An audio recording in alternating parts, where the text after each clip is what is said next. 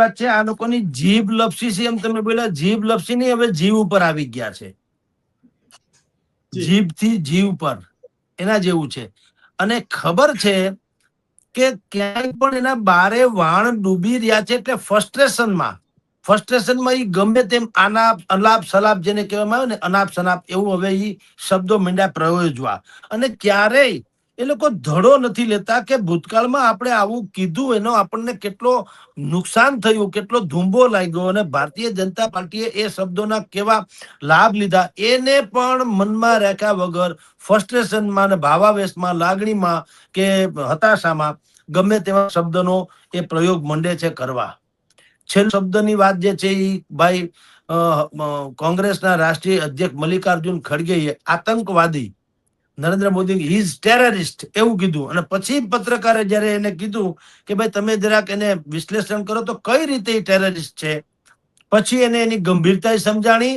અને એને કીધું કે ભાઈ મારો કહેવાનો મતલબ એમ છે, ટેરરિસ્ટ એટલે એ ધમકાવે છે, દબાવે છે, વગેરે વગેરે, એમ કરીને બધી કોશિશ કરી. પરંતુ તમે જાણો છો જીગર સર કે ન બોલાયેલા શબ્દોના તમે માલિક હો છો, બોલાયેલા શબ્દોના તમે ગુલામ હો છો, બની જાઓ છો.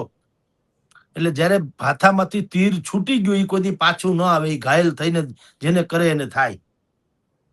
તો આતંકવાદી જે નરેન્દ્ર મોદીને કીધા મલ્લિકાર્જુન ખડગેજીએ, આ શબ્દ નીકળી ગયો. પછી તમે એમાં ગમે એટલા લાળા ચાવો તો પણ કઈ મેળ પડે નહીં. પણ તમારી જાણ ખાતર જીગરભાઈ, આ બધું જ આપણે તમે જે શરૂઆતમાં કીધું જીભ લપસી ગઈ, એ જીભ નથી લપસી, આ લોકો જીવ ઉપર આવી ગયા, એટલે આવું થઈ જાય છે. નહીતર વારંવાર ન થાય, ક્યારેક થાય એવું સંભવ છે. જેમ કે અત્યારે ભાવનગરની સભામાં ગોપાલ ઇટાલિયાથી એક કાળ બોલાઈ ગઈ. હવે બોલાઈ ગઈ, હા, પણ એની એવી ટ્રેડિશન નથી કે અહીંયા બોલે ને દરેક જગ્યાએ ગાળ બોલે છે, પછી સોરી સોરા કર્યા કરે, એવું નથી. એને એમ કીધું કે જે શબ્દ મારાથી બોલાઈ ગયો એ સામાન્ય રીતે અમારે ત્યાં તો, એટલે કે ભાવનગર પંથકમાં તો બધા લોકો બૈરા એટલે કે બહેનો પણ આવું બોલી નાખે છે. હવે ઈ પણ થોડી અતિશયોક્તિ છે, એ જુદી વાત છે. ટૂંકમાં એનો અપરાધ કરતા ખુલાસો છે એ વધારે ખતરનાક છે. અપરાધ તો હજી ક્ષમ્ય હતો, ભાઈ બોલાઈ ગયું, સોરી કહી દીધું તો વાંધો નતો. તેને આખા ભાવનગર જિલ્લામાં બેનું દીકરીઓ પણ આવી ગાળ બોલે છે એવું કહીને એને થોડી ઓર એક વધારી દીધું. તો સવાલ એ છે કે છતાંય પણ કહું છું કે એ થોડુંક જે છે બોલતા બોલાઈ ગયું એનાથી, એમાં ના નહીં. તમે આપણે બધા ચડી બેસીએ, આખા ભાવનગર જિલ્લાને એને બદનામ કરો, ના રે ના, એવું કઈ છે નહીં. બોલાઈ ગયું ભાઈ સાહેબ, ન બોલવું જોઈએ એ હકીકત છે, પણ બોલાઈ ગયું તો બોલાઈ ગયું.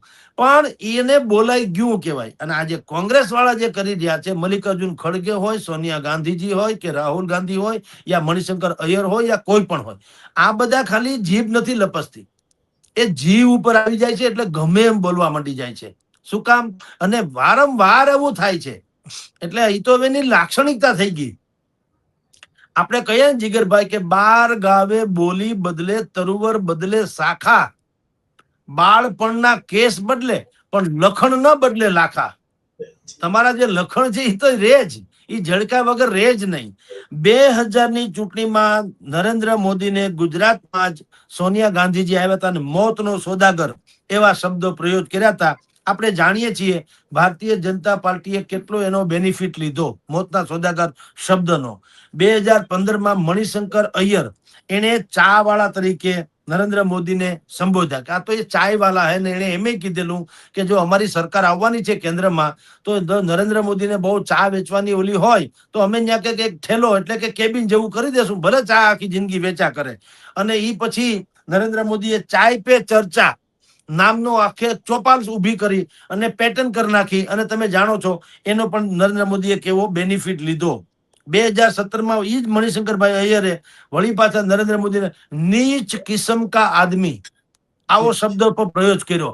હવે તમે વિચાર કરો, એક વખત થાય ને ભૂલ કહેવાય, વારંવાર થાય ને અપરાધ કહેવાય. તો નીચ કિસ્મ કા આદમી કીધું એટલે એ પણ પછી નરેન્દ્ર મોદીએ કીધું કે આ મને નીચ કિસ્મ નો કે. જોકે હું પછી તો આ તો એવું છે કે રાજકારણીઓ જે છે એ તો તમારી હળવો બોલ કોઈ ફેંકે સિક્સર શું કામ કોઈ ન ફટકારે. એને કીધું કે હા સાચી વાત છે, હું ઓબીસી માંથી પછાત વર્ગમાંથી આવું છું એટલે કદાચ મણિશંકર અય્યરને નહીં ગયું, એમ કરીને આખી ઓબીસી વોટ બેંકને કહી દીધું કે તમને ગાળ દીધી ને તમે જાણો છો બાકી બધું શું થયું તે. મલ્લિકાર્જુન ખડગેએ 2022માં નરેન્દ્ર મોદી માટે રાવણ શબ્દનો પ્રયોગ કર્યો હતો ગુજરાતના ચૂંટણી પ્રવાસ દરમિયાન. એને એમ કીધું કે તમારી પાસે 100 માથાવાળો રાવણ જે છે એના જેવા નરેન્દ્ર મોદી છે. એને 100 માથા ગણ્યા હતા. હાલાકી રાવણને 10 માથા હોવાનું ઇતિહાસમાં છે, પણ મલ્લિકાર્જુનના ઇતિહાસના નોલેજ વિશે આપણે વિશેષ શું કહીએ. પછી હમણાં જ તમે આની પહેલા પણ 2023માં મલ્લિકાર્જુન ખડગેએ એમ કીધેલું કે નરેન્દ્ર મોદી ઝેરી સાપ જેવા છે. બરાબર છે. કર્ણાટકની ચૂંટણીમાં એને એમ કીધેલું કે ભારતીય જનતા પાર્ટી અને RSS રાષ્ટ્રીય સ્વયંસેવક સંઘ એ લોકોને એ તો કે ઝેરી સાપ અને બિચ્છુ એટલે વીછી જેવા છે. અને પછી પાછું જુઓ એટલેથી અટકાવતો જ એને કુરાનને આયાતને ખોટે ખોટી ટાંકી. કુરાનમાં આવું ક્યાંય લખ્યું નથી, પણ એને એમ કીધું કુરાન મેં ભી લિખા હે. હું લિખા હે? એને એમ કીધું કુરાનમાં લખ્યું છે કે તમે નમાઝ પડતા હો અને તમારી સામેથી સાપ કે બીછું નીકળે જે તમને સંભવ છે કે નુકસાન કરી શકે એમ લાગતું હોય તો નમાઝ અધૂરી પડતી મૂકી દો, નમાઝ પછી પડજો, પેલા સાપ ને બીછું ને કાઢી દો કે એને મારી નાખો, ખતમ કરો. આવું એને જે છે એ પણ બફાટ કર્યો. કારણ કે પછી તો ધર્મગુરુઓ જેટલા છે મુસ્લિમ સમાજના, મૌલવીઓ છે, સ્કોલર્સ જેટલા હતા એ બધા તૂટી પડ્યા કે ભાઈ આવું ક્યાં કુરાનમાં ક્યાંય લખ્યું છે એમ. પણ મેં કીધું તેમ તમે કહો છો એમ જીભ લપસાવવા માટે જ એની સર્જાયેલી છે તો કોઈ છૂટકો નહીં. તમારી જાણ કરતા 2024માં સુપ્રિયા શ્રીનેથ નામના નેત્રી જે છે કોંગ્રેસના, એને મંડી શબ્દ ઉપર કંગના રેવતે જે શબ્દ વાપર્યો, ભારતીય જનતા પાર્ટીના ઉમેદવાર હતા તો મંડી ઉપર પણ એને બહુ અશ્લીલ એવી તમારી જાણ ખાતર વાંધાજનક પોસ્ટ કરી હતી અને એ પણ ખાસી ચર્ચામાં રહી હતી. જયરામ રમેશ 2026માં એને ડેમોગ્રાફી, આ જે વાત છે ડેમોગોગરી એટલે પીએમના રાષ્ટ્રજોગ સંબંધને પક્ષપાતી ભાષણબાજી ગણાવી અને ડેમાગોગરી એવો શબ્દ પ્રયોગ કરીને પણ હાહાકાર મચાવ્યો હતો. પ્રમોદ તિવારી, શશી થરૂર, રણદીપ સુરજેવાલા, આમાં કેટલાના નામ લઈએ કે કોણે કોણે નરેન્દ્ર મોદીને શું ન કીધું. તો આ બધાની જીભ લપસે છે એવું એને અર્થ એમ છે કે જીભમાં કંઈક ડિફેક્ટ છે. નહીતર એકાદની લપસે તો બીજા બધાએ સુધારી લેવી જોઈએ. આ હંધાની જીભ લપસે એટલે આખો ગાણવો દાજી ગયો હોય એવું લાગે છે.